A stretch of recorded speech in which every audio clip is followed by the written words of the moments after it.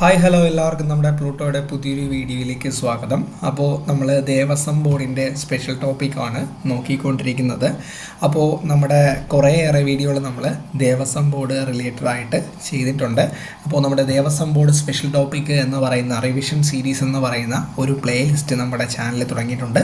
അപ്പോൾ എന്താണ് താല്പര്യമുള്ളവർ ആ ഒരു വീഡിയോ കയറി കാണുക. കുറേയേറെ വീഡിയോസ് നമ്മൾ ചെയ്തിട്ടുണ്ട്. റിവിഷൻ മോഡലിലാണ്, ഇതേപോലെയാണ് നമ്മൾ ആ വീഡിയോയും ചെയ്തേക്കുന്നത്.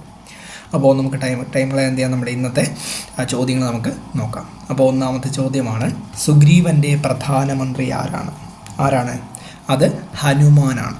അപ്പോൾ സുഗ്രീവൻ്റെ പ്രധാനമന്ത്രി ആരാണ്ട? അത് ഹനുമാനാണ്. അപ്പോൾ സുഗ്രീവൻ്റെ പ്രധാനമന്ത്രി ആരാണ്? അത് ഹനുമാനാണ്. അടുത്ത ചോദ്യം, ഹനുമാന് പുഷ്പങ്ങളും പഴങ്ങളും നൽകി വിശ്രമിക്കാൻ പറഞ്ഞതാര്? ആരാണ്? അത് മൈനാക പർവ്വതമാണ്. അപ്പോൾ ഹനുമാന് പുഷ്പങ്ങളും പഴങ്ങളും നൽകി വിശ്രമിക്കാൻ പറഞ്ഞതാരാണ്? അത് മൈനാക പർവ്വതമാണ്. അപ്പോൾ ഹനുമാന് പുഷ്പങ്ങളും പഴങ്ങളും നൽകി വിശ്രമിക്കാൻ പറഞ്ഞത് ആരാണെന്ന് വെച്ച് കഴിഞ്ഞാൽ നമുക്ക് ആരെന്ന് പറയാം? അതാണ് നമ്മുടെ മൈനാക പർവ്വതം. അടുത്ത ചോദ്യം, വിശപ്പ് മാറ്റാനായി വിശ്വാമിത്രൻ രാമനെ പഠിപ്പിച്ച മന്ത്രങ്ങൾ ഏതെല്ലാം മന്ത്രങ്ങളാണ് വിശപ്പ് മാറ്റാനായി വിശ്വാമിത്രൻ രാമനെ പഠിപ്പിച്ചത്? ഏതെല്ലാമാണ്? ബലയും അതിബലയും. അപ്പോൾ വിശപ്പ് മാറ്റാനായി വിശ്വാമിത്രൻ രാമനെ പഠിപ്പിച്ച മന്ത്രങ്ങൾ ഏതെല്ലാമാണ്? ബല അതിബല. അപ്പോൾ വിശപ്പ് മാറ്റാനായി വിശ്വാമിത്രൻ രാമനെ പഠിപ്പിച്ച മന്ത്രങ്ങൾ ഏതെല്ലാം? ബലയും അതിബലയും. അടുത്ത ചോദ്യം, ഹേമയുടെ സഖി ആരാണ്? അത് സ്വയം പ്രഭയാണ്. അപ്പോൾ ഹേമയുടെ സഖി ആരാണ്ട? ഹേമയുടെ സഖി സ്വയം പ്രഭയാണ്. അപ്പോൾ ഹേമയുടെ സഖി ആരാണെന്ന് വെച്ച് കഴിഞ്ഞാൽ ആരെന്ന് പറയും? സ്വയം പ്രഭയാണ് ഹേമയുടെ സഖി എന്ന് പറയുന്നത്. അടുത്ത ചോദ്യം, ദശരഥന് വേണ്ടി പുത്രകാമേഷ്ടി യാഗം നടത്തിയ വ്യക്തി? ഋഷ്യശൃംഖനാണ്. അപ്പോൾ ദശരഥന് വേണ്ടി പുത്രകാമേഷ്ടി യാഗം നടത്തിയതാരാണ്? അത് ഋഷ്യശൃംഖനാണ്. ഒന്നുകൂടി, ദശരഥന് വേണ്ടി പുത്രകാമേഷ്ടി യാഗം നടത്തിയ വ്യക്തി ആരാണ്? അത് ഋഷ്യശൃംഖനാണ്. ഒന്നുകൂടി പറയാം, ദശരഥന് വേണ്ടി പുത്രകാമേഷ്ടി യാഗം നടത്തിയതാരാണ്? അത് ഋഷ്യശൃംഖനാണ്. അടുത്ത ചോദ്യം, കൂടൽമാണിക്യ ക്ഷേത്രത്തിൽ പൂജയ്ക്ക് ഉപയോഗിക്കുന്ന പൂക്കൾ ഏതെല്ലാമാണ്? താമര, തുളസി, തെറ്റി. ഇപ്പോൾ കൂടൽമാണിക്യ ക്ഷേത്രത്തിലെ പൂജയ്ക്ക് ഉപയോഗിക്കുന്ന പൂക്കൾ ഏതൊക്കെയാണ്? താമര, തുളസി, തെറ്റി. അപ്പോൾ നമ്മുടെ കൂടൽമാണിക്യ ക്ഷേത്രം തുളസിയുമായിട്ടൊരു ബന്ധം നമ്മൾ മുമ്പ് പറഞ്ഞിട്ടുണ്ട്. അത് ഓർമ്മയുള്ളവരെന്ത് ചെയ്യും? ഈ തുളസി എങ്ങനെയെന്നൊക്കെ ആ ഒരു ചോദ്യം, ഈ ഒരു ഡൗട്ട് വരും. ആ ഡൗട്ടുള്ളവർക്ക് എന്ത് ചെയ്യുക? ആ ഒരു ചോദ്യം താഴെ കമൻറ്റ് ചെയ്യണം, കേട്ടല്ലോ. അപ്പോൾ കൂടൽമാണിക്യ ക്ഷേത്രത്തിൽ പൂജയ്ക്ക് ഉപയോഗിക്കുന്ന പൂക്കൾ ഏതൊക്കെ പൂക്കളാണ്? താമര, തുളസി, തെറ്റി. അപ്പോൾ കൂടൽമാണിക്യ ക്ഷേത്രത്തിൽ പൂജയ്ക്ക് ഉപയോഗിക്കുന്ന പൂക്കൾ ഏതൊക്കെ പൂക്കളാണ്? താമര, തുളസി, തെറ്റി. അടുത്ത ചോദ്യം, ഓംകാരത്തിൽ അടങ്ങിയിരിക്കുന്ന ശബ്ദം ഞാൻ മുമ്പ് പറഞ്ഞിട്ടുണ്ട്. ഏതാണ്? ആ, ഓ, അപ്പോൾ ഓംകാരത്തിൽ അടങ്ങിയിരിക്കുന്ന ശബ്ദം ഏതൊക്കെയാണ്? ആ, ഓ, ഇതാണ് നമ്മുടെ ഓംകാരത്തിൽ. ആ ഒരു രീതിയിലാണ് ഓംകാരം എടുക്കേണ്ടത്. ആ ഒരു ഇതിലാണ്. അപ്പോൾ ഓംകാരത്തിൽ അടങ്ങിയിരിക്കുന്ന ശബ്ദം ഏതാണ്? ആ, ഓ, ഓക്കെ. അടുത്ത്, ഏഴര പൊന്നാന എന്തിനെ സൂചിപ്പിക്കുന്നതാണ്? അഷ്ടദിക്പാലകന്മാരെ സൂചിപ്പിക്കുന്നതാണ്. അപ്പോൾ ഏഴര പൊന്നാന എന്തിനെ സൂചിപ്പിക്കുന്നു? അഷ്ടദിക്പാലകന്മാരെയാണ് ഏഴര പൊന്നാന സൂചിപ്പിക്കുന്നത്. ഒന്നുകൂടി പറയാം, ഏഴര പൊന്നാന എന്തിനെ സൂചിപ്പിക്കുന്നു? അഷ്ടദിക്പാലകന്മാരെ സൂചിപ്പിക്കുന്നു. അടുത്ത ചോദ്യം, മോക്ഷം കിട്ടിയ മഹിഷിയുടെ പേരെന്താണ്? എന്താണ് മോക്ഷം കിട്ടിയ മഹിഷിയുടെ പേര്? എന്താണ്? ലീലാദേവിയാണ്. അപ്പോൾ മോക്ഷം കിട്ടിയ മഹിഷിയുടെ പേരെന്താണെടാ? ലീലാദേവിയാണ്. അപ്പോൾ മോക്ഷം കിട്ടിയ മഹിഷിയുടെ പേരെന്താണ്? ലീലാദേവി. അപ്പോൾ മോക്ഷം കിട്ടിയ മഹിഷിയുടെ പേരെന്ത്? ആരാണത്? അത് ലീലാദേവിയാണ്. അടുത്ത ചോദ്യം, പിള്ളയാർപ്പെട്ടി ഗണപതി ക്ഷേത്രത്തിലെ പ്രധാന പ്രസാദം എന്താണ്? കൊഴുക്കട്ടയാണ്. അപ്പോൾ പിള്ളയാർപ്പെട്ടി ഗണപതി ക്ഷേത്രത്തിലെ പ്രധാന പ്രസാദം ഏതാണെന്ന് ചോദിച്ചു കഴിഞ്ഞാൽ ഏതാണത്? അത് കൊഴുക്കട്ടയാണ്. അപ്പോൾ പിള്ളയാർപ്പെട്ടി ഗണപതി ക്ഷേത്രത്തിലെ പ്രധാന പ്രസാദം ഏതാണ്? അത് കൊഴുക്കട്ടയാണ്. ഒന്നുകൂടി പറയാം, പിള്ളയാർപ്പെട്ടി ഗണപതി ക്ഷേത്രത്തിലെ പ്രധാന പ്രസാദം എന്താണ്? അത് കൊഴുക്കട്ടയാണ്. അപ്പോൾ നമ്മുടെ ഈ ക്ലാസ് കണ്ടിട്ട് എന്തെങ്കിലും നിങ്ങൾക്ക് എന്തെങ്കിലും നിർദ്ദേശങ്ങളോ എന്തെങ്കിലും ഉണ്ടെങ്കിൽ എന്ത് ചെയ്യുക, താഴെ കമൻറ്റ് ചെയ്യുക. അപ്പോൾ നമുക്കത് ശരിയാക്കിയിട്ട് എന്ത് ചെയ്യാം, അടുത്ത പ്രാവശ്യം വീഡിയോ ചെയ്യാം. ഓക്കെ, അടുത്ത ചോദ്യം. കൊണാർക്ക് ക്ഷേത്രത്തിലെ ചക്രങ്ങളുടെ എണ്ണം എത്ര ചക്രങ്ങളുണ്ട്? 24 ചക്രങ്ങളാണ് ഉള്ളത്. അപ്പോൾ കൊണാർക്ക് സൂര്യക്ഷേത്രത്തിലെ ചക്രങ്ങളുടെ എണ്ണം എത്രയാണ്? 24 ആണ്. അപ്പോൾ കൊണാർക്ക് ക്ഷേത്രത്തിലെ ചക്രങ്ങളുടെ എണ്ണം എത്രയാണ്? 24 ആണ്. അടുത്ത ചോദ്യം. CN ശ്രീകണ്ഠൻ നായർ രാമായണത്തെ ആധാരമാക്കി രചിച്ച നാടകം ഏതാണ്? കാഞ്ചന സീതയാണ്. അപ്പോൾ CN ശ്രീകണ്ഠൻ നായർ രാമായണത്തെ ആധാരമാക്കി രചിച്ച നാടകം ഏതാണ്ടാ? അത് കാഞ്ചന സീതയാണ്. അപ്പോൾ CN ശ്രീകണ്ഠൻ നായർ രാമായണത്തെ ആസ്പദമാക്കി രചിച്ച നാടകം ഏതാണ്? അത് കാഞ്ചന സീതയാണ്. ഏതാണ്? കാഞ്ചന സീതയാണ്. അടുത്ത ചോദ്യം. ശ്രീരാമൻ്റെ പിതാവിൻ്റെ പേര് എല്ലാവർക്കും അറിയാം, ആരാണ്? ദശരഥനാണ്. അപ്പോൾ ശ്രീരാമൻ്റെ പിതാവിൻ്റെ പേരെന്താണ്? ദശരഥനാണ്. ഒന്നുകൂടി പറയാം, ശ്രീരാമൻ്റെ പിതാവിൻ്റെ പേര് ആരാണ്? ദശരഥനാണ്. ആരാണ്? ദശരഥനാണ്. അടുത്ത ചോദ്യം. വിദേഹ രാജ്യത്തിൻ്റെ രാജാവ് ആരാണ്ടാ? അത് ജനകനാണ്. ആരാണ്? ജനകനാണ്. അപ്പോൾ വിദേഹ രാജ്യത്തിൻ്റെ രാജാവ് ആരാണ്? ജനകനാണ്. ഒന്നുകൂടി, വിദേഹ രാജ്യത്തിൻ്റെ രാജാവ് ആരാണ്? അത് ജനകനാണ്. ഒന്നുകൂടി പറയാം, വിദേഹ രാജ്യത്തിൻ്റെ രാജാവ് ആരാണ്? അത് ജനകനാണ്. അടുത്ത ചോദ്യമാണ്. നായാട്ടിനിടയിൽ ദശരഥനാൽ വധിക്കപ്പെട്ട മുനികുമാരൻ ആരാണ്? അത് ശ്രവണനാണ്. ഇപ്പോൾ നമ്മുടെ നായാട്ടിൻ്റെ ആ ഒരു സമയത്ത് ദശരഥൻ്റെ കൈകളാൽ വധിക്കപ്പെട്ട മുനികുമാരൻ ആരാണ്? അത് ശ്രവണനാണ്. അപ്പോൾ നായാട്ടിൻ്റെ ആ ഒരു സമയത്ത് ദശരഥൻ്റെ കൈകളാൽ വധിക്കപ്പെട്ട മുനികുമാരൻ ആരാണ്? അത് ശ്രവണനാണ്. ഇപ്പോൾ നായാട്ടിനിടയിൽ ദശരഥനാൽ വധിക്കപ്പെട്ട മുനികുമാരൻ ആരാണ്ടാ? അത് ശ്രവണനാണ്. അടുത്ത ചോദ്യം. ശാസ്താവിന് ഉപയോഗിക്കുന്ന പൂജാപുഷ്പം ഏതൊക്കെയാണ്? നീലത്താമര, നീല ശംഖുപുഷ്പം. അപ്പോൾ ശാസ്താവിന് ഉപയോഗിക്കുന്ന പൂജാപുഷ്പം ഏതൊക്കെയാണ്? നീലത്താമരയും നീല ശംഖുപുഷ്പവും. അപ്പോൾ ശാസ്താവിന് ഉപയോഗിക്കുന്ന പൂജാപുഷ്പങ്ങൾ ഏതൊക്കെയാണ്? നീലത്താമരയും നീല ശംഖ് പുഷ്പവുമാണ്. അടുത്ത ചോദ്യം. ബാലികേറാമലയുടെ ശരിയായ പേര് എന്താണ്? ബാലികേറാമലയുടെ ശരിയായ പേര് ഋഷ്യമൂകാചലമെന്നാണ്. ഇപ്പോൾ ബാലികേറാമലയുടെ ശരിയായ പേരെന്താണ്ടാ? ഋഷ്യമൂകാചലമെന്നാണ്. ഒന്നുകൂടി, ബാലികേറാമലയുടെ ശരിയായ പേര് എന്താണ്? ശരിയായ പേര് ഋഷ്യമൂകാചലം. അപ്പോൾ ഒന്നുകൂടി, ബാലികേറാമലയുടെ ശരിയായ പേരെന്താണ്? ഋഷ്യമൂകാചലമാണ്. ഒന്നുകൂടി പറയാം, ബാലികേറാമലയുടെ ശരിയായ പേരെന്താണ്ടാ? ഋഷ്യമൂകാചലം.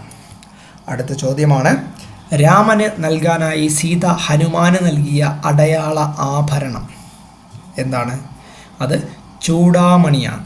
ഇപ്പോൾ രാമന് നൽകാനായിട്ട് സീത ഹനുമാന് നൽകിയ അടയാള ആഭരണം ഏതാണ്? അത് ചൂടാമണിയാണ്. അപ്പോൾ ഒന്നുകൂടി പറയാം, രാമന് നൽകാനായി സീത ഹനുമാന് നൽകിയ അടയാള ആഭരണം ഏതാണ്? അത് ചൂടാമണിയാണ്. ഏതാണ്? ചൂടാമണിയാണ്. അടുത്ത ചോദ്യം. കുശനാഭപുത്രിമാരെ വിവാഹം കഴിച്ചത് ആരാണ്? അത് ബ്രഹ്മദത്തനാണ്. ഇപ്പോൾ കുശനാഭപുത്രിമാരെ വിവാഹം കഴിച്ചത് ആരാണ്? അത് ബ്രഹ്മദത്തനാണ്. അപ്പോൾ ബ്രഹ്മദത്തൻ എന്ത് ചെയ്തു? കുശനാഭപുത്രിമാരെ വിവാഹം കഴിച്ചു. അടുത്ത ചോദ്യം. പഞ്ചവടിയിൽ കരിന്താളി മരമായി നിന്ന രാക്ഷസൻ ശംഭുവാണ്. അപ്പോൾ പഞ്ചവടിയിൽ കരിന്താളി മരമായി നിന്ന രാക്ഷസൻ ആരാണ്? അത് ശംഭുവാണ്. അപ്പോൾ പഞ്ചവടിയിൽ കരിന്താളി മരമായി നിന്ന രാക്ഷസൻ ആരാണ് പഞ്ചവടിയിൽ കരിന്താളി മരമായി നിന്ന രാക്ഷസൻ? ആരാണ്ടാ? അത് ശംഭുവാണ്. ആരാണ്? ശംഭുവാണ്. അടുത്ത ചോദ്യം. സൂര്യോദയത്തിനു ശേഷം നിഴലിന് 12 അടി നീളം വരുന്ന നേരത്തുള്ള പൂജ അതിൽ തന്നെയുണ്ട്. എന്താണ്? 12 അടി പൂജയാണ്. അപ്പോൾ നമ്മുടെ സൂര്യോദയത്തിന് ശേഷം നമ്മുടെ നിഴലിന് 12 അടി നീളം വരുന്ന നേരത്തുള്ള പൂജ ഏത് പൂജയാണ്? അതാണ് നമ്മൾ പന്തീരടി പൂജയെന്ന് പറയുന്നത്. സിമ്പിളാണല്ലോ. അപ്പോൾ സൂര്യോദയത്തിനു ശേഷം നിഴലിന് 12 അടി നീളം വരുന്ന നേരത്തുള്ള പൂജ ഏതാണ്? ഏത് പൂജയാണ്? അതാണ് നമ്മുടെ പന്തീരടി പൂജയെന്ന് പറയുന്നത്. അടുത്ത ചോദ്യം, അയ്യപ്പനെ മണികണ്ഠൻ എന്ന് വിളിക്കുവാൻ കാരണം എന്താണ്? കാരണം കാട്ടിൽ നിന്നും കിട്ടിയപ്പോൾ കണ്ഠത്തിൽ എന്തുണ്ടായിരുന്നു? ഒരു മണി ഉണ്ടായിരുന്നു. അതുകൊണ്ടാണ് എന്തെന്ന് പറയുന്നത്? നമ്മുടെ അയ്യപ്പനെ മണികണ്ഠൻ എന്ന് വിളിക്കാൻ കാരണമെന്ന് പറയപ്പെടുന്നത്. അപ്പോൾ ഒന്നുകൂടി പറയാം, അയ്യപ്പനെ മണികണ്ഠൻ എന്ന് വിളിക്കുവാൻ കാരണം എന്താണ്ടാ? കാട്ടിൽ നിന്നും കിട്ടിയപ്പോൾ കണ്ഠത്തിൽ എന്തുണ്ടായിരുന്നു? ഒരു മണി ഉണ്ടായിരുന്നു. അതുകൊണ്ടാണ് എന്ത് നമ്മൾ അയ്യപ്പനെ മണികണ്ഠൻ എന്ന് വിളിക്കുന്നത്. നല്ല പേരല്ല, അടിപൊളി പേരാണ്. ഒന്നുകൂടി പറയാം, അയ്യപ്പനെ മണികണ്ഠൻ നല്ലൊരു ഐശ്വര്യമുള്ള പേരാണ്, നല്ല രസമല്ലേ? അപ്പോൾ അയ്യപ്പനെ മണികണ്ഠൻ എന്ന് വിളിക്കാൻ കാരണം എന്താണ്? കാട്ടിൽ നിന്നും കിട്ടിയപ്പോൾ കണ്ഠത്തിൽ ഒരു മണി ഉണ്ടായിരുന്നു. അടുത്ത ചോദ്യം, സുബ്രഹ്മണ്യന് ഉപയോഗിക്കുന്ന പൂജാപുഷ്പങ്ങൾ ഏതെല്ലാം പൂജാപുഷ്പങ്ങളാണ് സുബ്രഹ്മണ്യന് ഉപയോഗിക്കുന്നത്? വെളുത്ത പുഷ്പങ്ങളാണ്. അപ്പോൾ സുബ്രഹ്മണ്യന് ഉപയോഗിക്കുന്ന പൂജാപുഷ്പങ്ങൾ ഏതെല്ലാമാണ്ടാ? വെളുത്ത പുഷ്പങ്ങളാണ് സുബ്രഹ്മണ്യന് പൂജയ്ക്ക് ഉപയോഗിക്കുന്നത്. മനസ്സിലായല്ലോ? അടുത്ത ചോദ്യം, നിലവിളക്കിൻ്റെ ഇന്ധനം ഏത് ദേവനെ സൂചിപ്പിക്കുന്നു? വിഷ്ണുവിനെ സൂചിപ്പിക്കുന്നു. അപ്പോൾ നിലവിളക്കിൽ നമ്മൾ ഉപയോഗിക്കുന്ന ഇന്ധനം ഏത് ദേവനെ സൂചിപ്പിക്കുന്നു? വിഷ്ണു ദേവനെയാണ് സൂചിപ്പിക്കുന്നത്.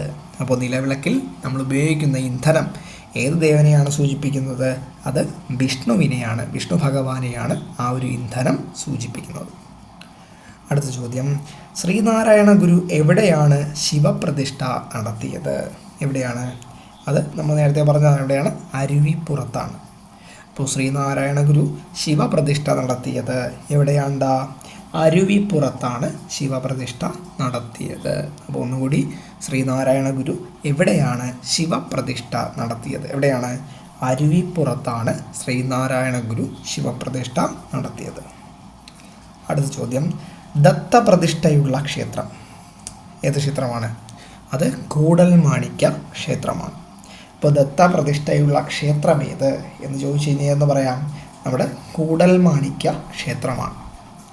അടുത്ത ചോദ്യം, സംഗീത മഹിമ വിളിച്ചോടുന്ന തന്ത്രത്തിന് പറയുന്ന പേര് എന്താണ്ടാ?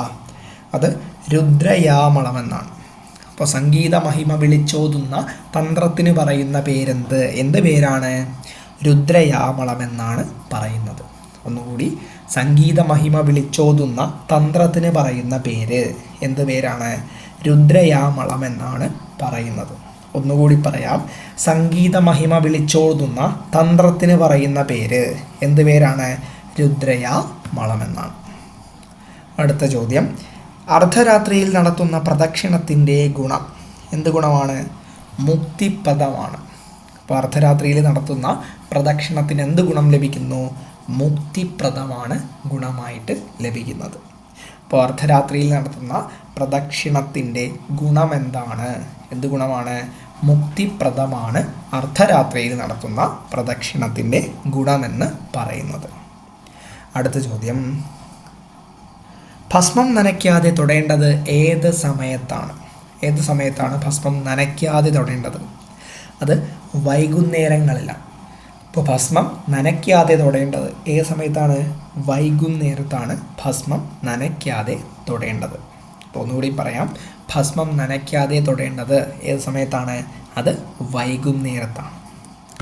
അടുത്ത ചോദ്യം, അരയാലിന് പ്രദക്ഷിണം ചെയ്യേണ്ടത് എത്ര തവണയാണ്?